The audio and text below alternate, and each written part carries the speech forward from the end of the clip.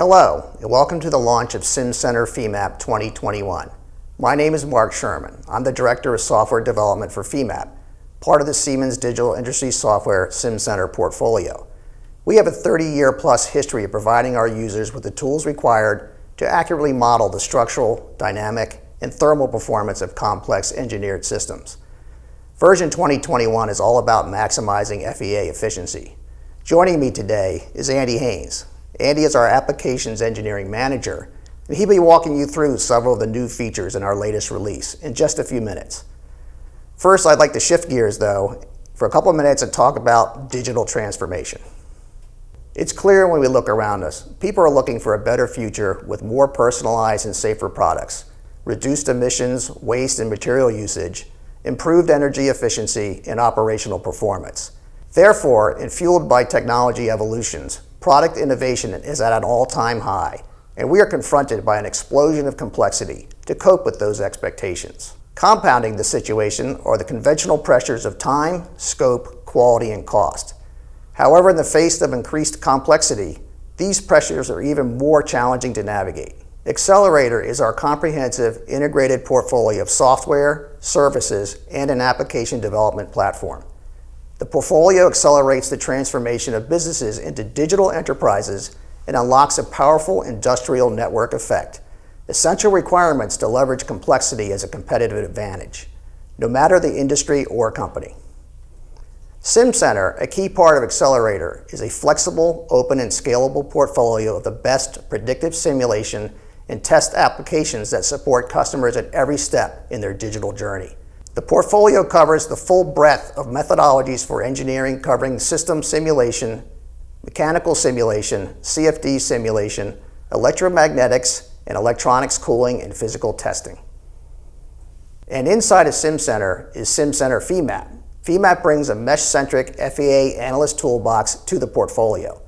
We do this with specialized geometric functionality, support for a wide array of materials and element types, quality meshing, and intuitive tools to apply real-world loads and boundary conditions. This allows you, the analyst, to leverage the full power of commercial FEA solvers, including Nastran, ANSYS, Abacus, and Dyna.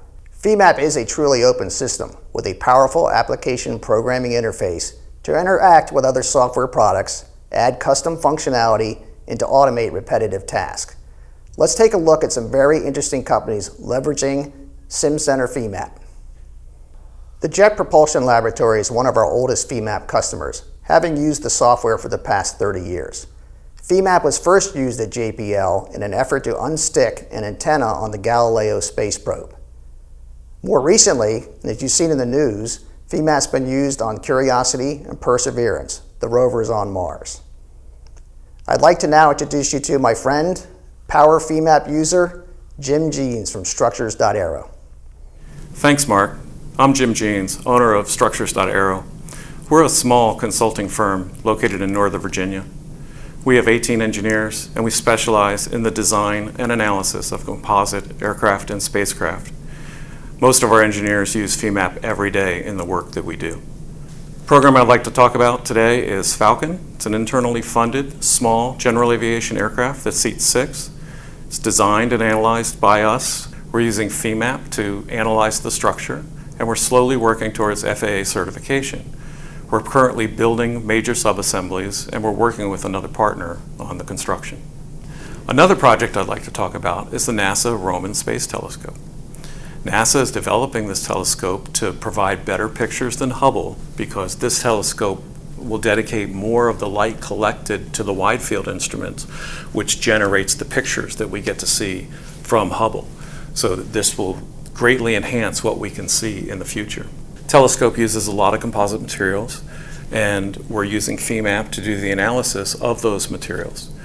My team of 4 is doing large assembly models and all the way down to numerous detailed models where the coefficients of thermal expansion and the expansion of the material drives the design, and we have to prove that it's okay.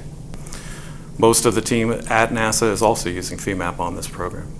Another project I'd like to talk about is the Turbine Legend. The Turbine Legend is a small general aviation aircraft, seats 2. It is extremely fast and agile. It has many customers interested in it for its speed and its agility. It's built completely out of composite materials, and it was built in the 90s, but now we're reanalyzing it to use more modern construction techniques. We're also doing a pressurized version of this aircraft for our customer. The features coming out in the new version of Vmap 2021 that we're most looking forward to are the mesh-on-mesh capabilities. We frequently get models that require us to remesh, and we don't always have geometry. So having the ability to generate a new mesh based on an old mesh is going to be very helpful for us. The new mesh propagation commands are similar, where we have to deal with models where the geometry just isn't very easy to work with, and having the new features are going to be very helpful. Thanks for the opportunity to talk about my company, Mark, and back to you. Thank you, Jim. That was fantastic. It's always great to see real-world applications of the software. Now, I'm going to turn this over to Andy Haynes. Andy's going to give you the details on the new version of Vmap.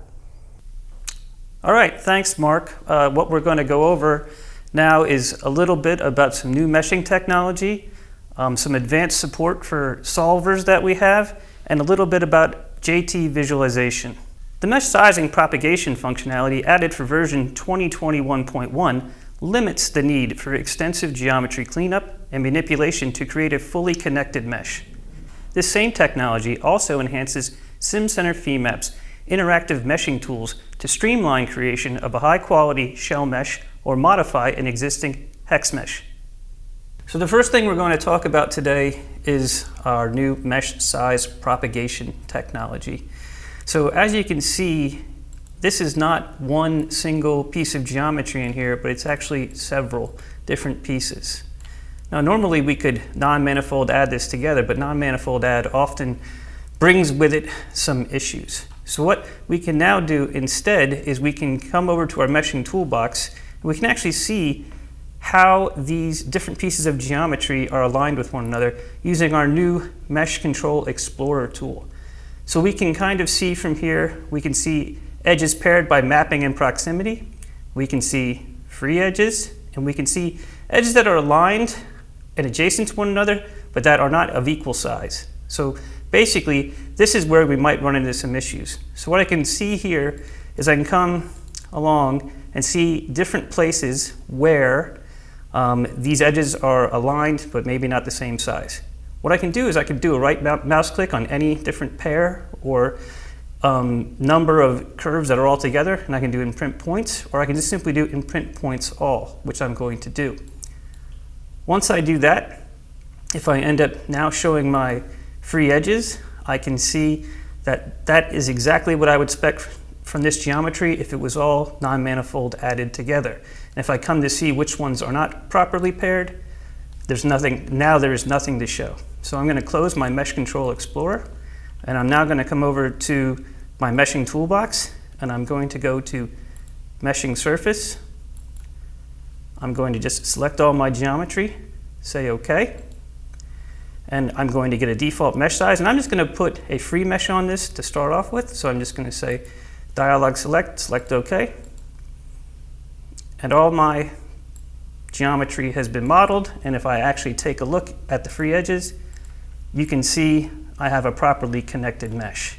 Just going to come back to drawing the model for a second, and what I'm going to do now is I'm actually going to just change this to map mesh, and I'm just going to change my size. I'm just going to reduce my size a little bit. Going to pick all of my surfaces again, and now you can see that we're going to end up with a completely mapped mesh, but again, none of this geometry was connected beforehand, so it was doing it all based on proximity. Now, another thing that we can do with the new mesh sizing propagation is now we have the ability to update a hex mesh. So the way we can do that is we can use the mesh sizing tool. So we can just simply increase, the size along a curve to see what'll be happening. We could decrease, we could set a number, we can set size. This is actually a new option for version 2021.2. So I'm just going to come here and pick one, and you can see that it's just going to automatically update the hex mesh. And then the other tool that we have is Mesh Surface. So we're going to come in here, we're just going to enter a mesh size of 0.15, and I'm just going to change this to map mesh. And now if I were to pick this free mesh surface, you can see that it's now going to put a mapped mesh on this surface, and it's going to push those hex elements all through my model. And that's what's new for mesh size propagation in Vmap 2021. Version 2021.2 now offers the mesh bodies and mesh on mesh commands, which leverage meshing technology developed for other Siemens DI software products to create a higher quality mesh. For geometric bodies, this is done by imposing fewer sizing restrictions than our traditional meshing process. If geometry is not available, an existing mesh can instead be used as a starting point for a meshing workflow aimed at improving overall mesh quality. Okay, so one of the reasons that we added the mesh bodies command is because more and more we are getting geometry that has facet-based representation for surfaces instead of boundary or B-rep representation for surfaces. This happens to be one of those models.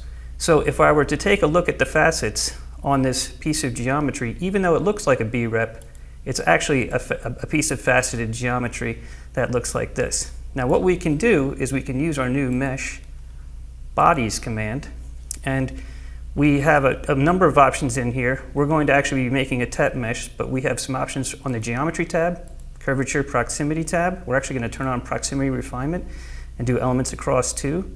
A tab that is for mesh quality, and then one to specify some TET options.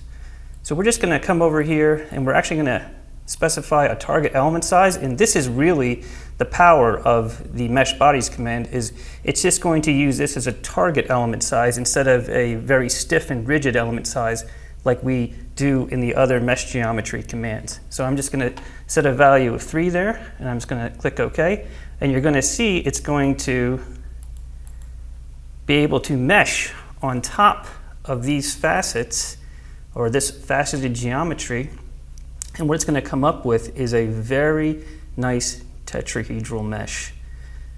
So we're just about to finish, and we're actually going to be able to see the quality down here, and our worst TET element quality is going to end up being around 7.187. It's going to turn the geometry off, and you can kind of see how nice that tetrahedral mesh is. Now, Nastran needs, as long as your elements are under 100, you're good to go. So worst collapse of 7.187 for a model like this, that's pretty good considering we started with those facets. Now, another thing that we can do with this new meshing technology is we can actually use the mesh on mesh command.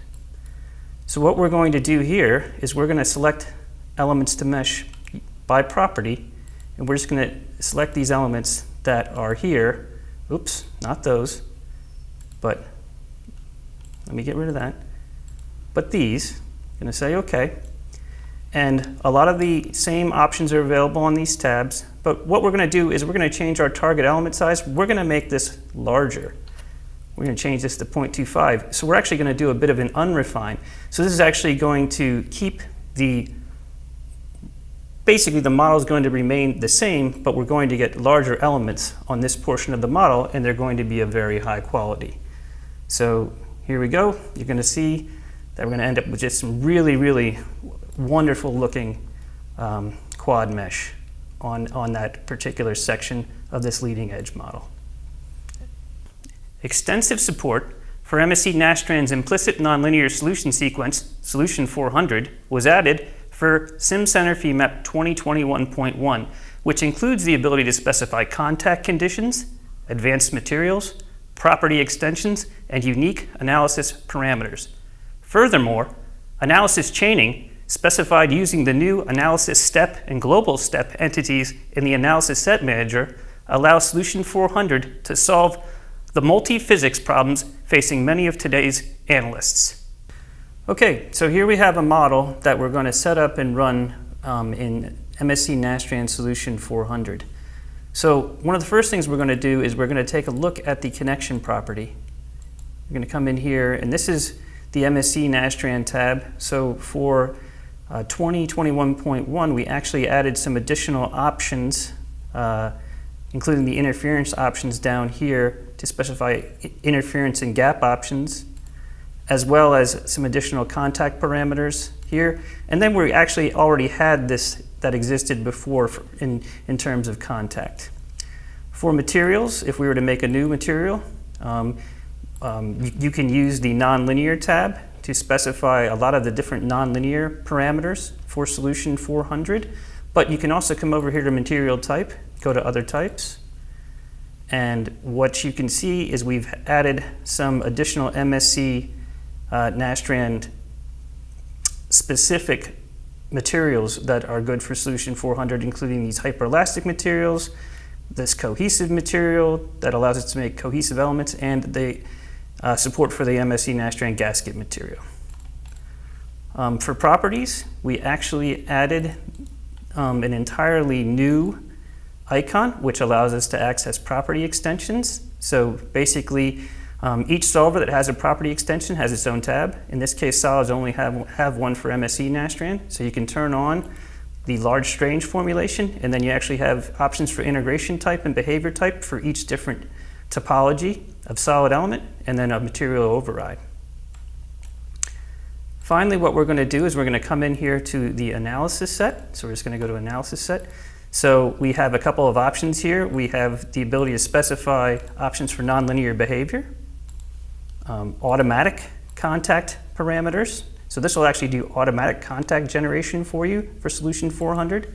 You can come in and just do standard contact parameters. Again, you can turn this on, and we have also now added options for cohesive contact. So you can just cancel that. I'm just going to cancel out of there. I'm just going to come down to our case, and you can see we have control parameters. So you can turn this off, so you can actually choose a nonlinear type between default, linear, mildly nonlinear, or severely nonlinear. You can say OK. And then you can also specify cases. And this is, analysis steps. And steps, what they allow you to do is the analysis chaining that was mentioned earlier. So you can just come in here, you can edit this, and you can choose whether you want to just specify the step or use a global step, which you can basically specify using the step manager here. Done. So I'm just going to cancel out of all this, and then basically what this allows you to do is run a job like this, where we can just come into our analysis study, right mouse click and say animate the study, and then we can turn on a contour plot here. And just so we can take a little bit closer look, I'm just going to turn off that top roller so you can see this is the type of analysis that solution 400 in MSC Nastran allows you to do. Simcenter Femap 2021.2 addresses a long-time request from customers by offering the ability to specify subcases for transient, frequency, and nonlinear transient response. This can be used to specify frequency, time step, or nonlinear parameters in different dynamic subcases, or account for stress stiffening and optionally impose contact conditions using a static subcase.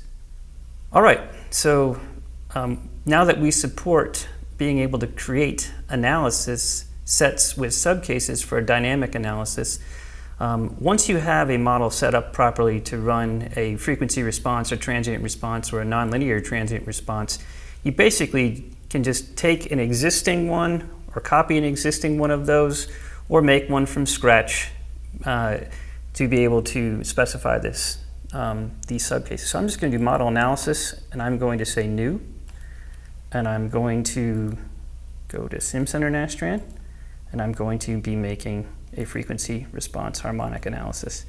So what we are going to want to do is come in here to our dynamics tab, and we're going to want to go here and change our solution type to modal, then come here and make sure that we do not have any response frequencies specified for the global level case. And then I can come down here to no cases defined. I just say new. I have a choice between static or frequency harmonic response. I'm going to say static. I can just click next. Then I can pick my loads. So I'm going to pick my bolt preload as my boundary condition, and I'm going to say OK. At this point, I'm going to want to make a dynamic subcase, so I just click on my existing subcase, click New. This one's going to be specified as 4 frequency harmonic response. It's going to say Next. I'm going to come to my dynamic analysis dialog box, and I'm going to turn on my 2 sets of response frequencies. I'm also going to come over here to my options for dynamic analysis, and you specify a modal damping table. I'm just going to say OK, and then say if I wanted to do Next, this is where I now applied my dynamic excitation. Come to Next, and if I wanted to specify some Nastran output requests that would only be for this particular subcase, I could do that as well. I'm not going to do that though. Just going to say OK.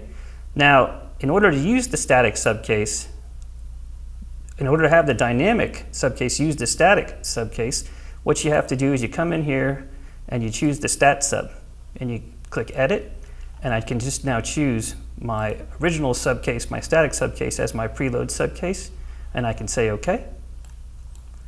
And then I can just do a preview input, and now you can see that I have a subcase that has a load and a bolt load in it. Then I have a subcase 2, which is my dynamic subcase, which has stat sub, a deload, my damping, and my frequency range specified.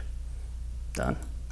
And what you can do once you have results is you can just come here and we could take a look at the plots of T3 accelerations, T1 translations, or any other quantity that we recovered from our multi-subcase dynamic analysis. Finally, version 2021.2 can now be used to create JT visualization files, which contain additional CAE entities or results from multiple output vectors, which can be used within the Teamcenter for Simulation product or another JT collaboration tool to visualize, model data, and review results without the need to open an instance of Simcenter Femap. All right, so the last thing we're going to talk about today is the creation of JT files. Now, you've been able to create a JT visualization file from Vmap for a while using File, Picture, Save JT. But we've added some options. The very first thing we have to do is specify a file name. So I'm just going to call this one multiple. And then it's going to take me over into my JT file options dialog box. So when it's set to standard output, it'll be able to send the output vector currently being shown in the screen along with visible, active, all, or selected load sets and constraint sets. We can also specify a JT hierarchy, and we can draw any lines that we want to as cylinders. But what we're really going to look at, and this is what's really interesting about this new version, is multi-result output. So we can send it either as raw output data directly from Vmap. That would basically be like taking the data from Nastran and sending it over, or as collated vectors and tensors, which is what we're going to choose instead. So what we're actually going to do is we're going to click the Select Output button. This is going to bring up our typical Select Output dialog box. So we're going to select all our output sets. I'm going to choose Total Translation. And then I'm just going to use a filter real quick to just get some von Mises stress in here as well. So I'm going to grab plate top, plate bottom, and solid von Mises stress. So I'm just going to click OK. And then I'm going to say OK. And it's going to now create a JT file for us. And once the JT file is created, we're actually going to go over into Teamcenter Visualization Professional version 13.1. So we're going to do a File, Open, and we're going to choose this multiple JT file. So once it's opened up over here in the Teamcenter Visualization portal, I can rotate my model. You can see that all of my different output sets I selected are available. So I'm actually going to come down here. Let's just take a look at solid invariant stresses. We'll take a look at maybe some von Mises plate stresses.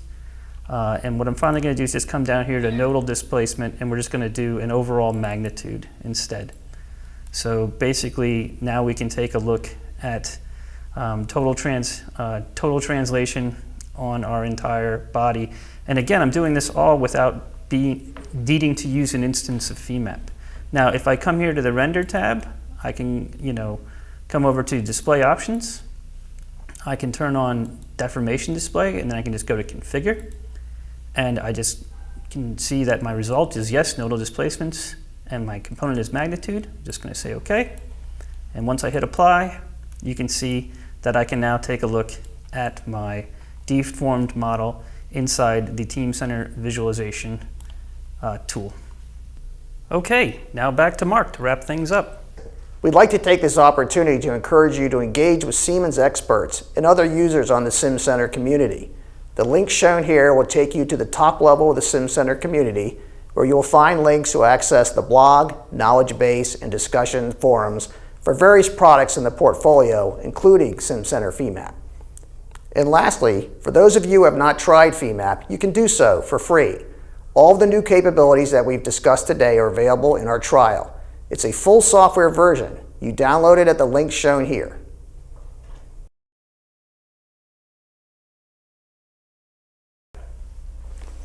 All right, we got some questions here rolling in online. We had stuff about version 2021, but I saw .1s and .2s. What's the difference between those versions and which one has what? Yeah, we did talk about the full 2021 releases today, which is actually a .1 that came out in December, and then the .2 that's out now. Some technology actually was put in .1, has been expanded in .2.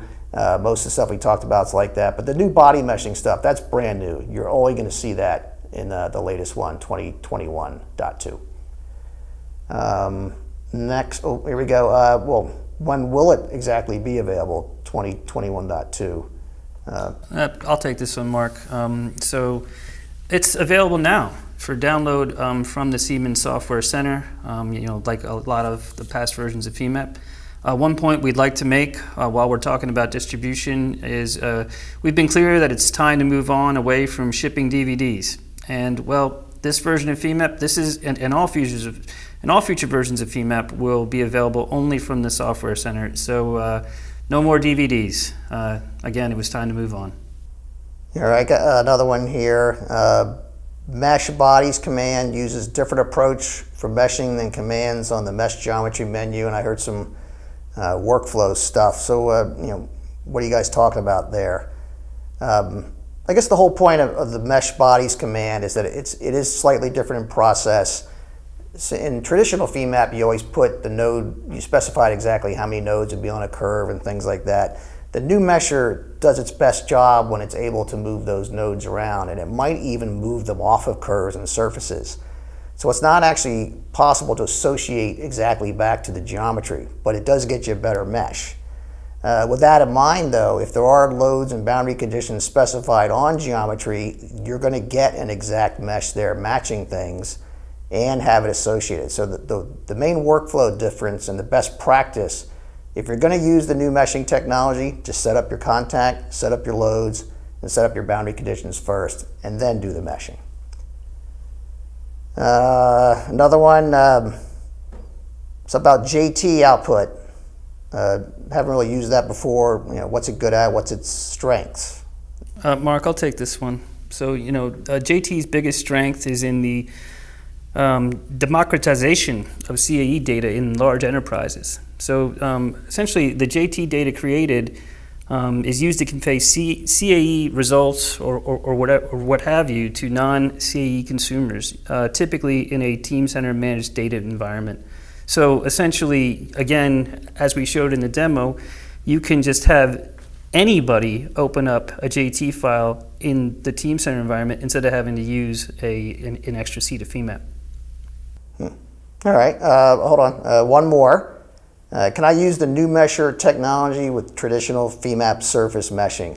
The answer to that is yes. We've actually put under mesh surface where you had multiple options for triangle meshing and quad meshing. There's now a new option to use the body mesher. Now, it's not to its best advantage because the node locations are fixed when you go that route, but we have seen some really nice meshes, especially with transitions. The new body mesher is real good at transitioning from a real tight mesh to a coarse mesh, so sometimes you actually might want to use it in the traditional workflow. Thank you for joining us today. We do have moderators standing by on YouTube and Facebook, where we'll be formally answering questions for a little while. So you can continue to ask those questions well after. Thanks again for joining us. I think you will find Simcenter Femap 2021 to be a great release. I'm looking forward to see what you do with it.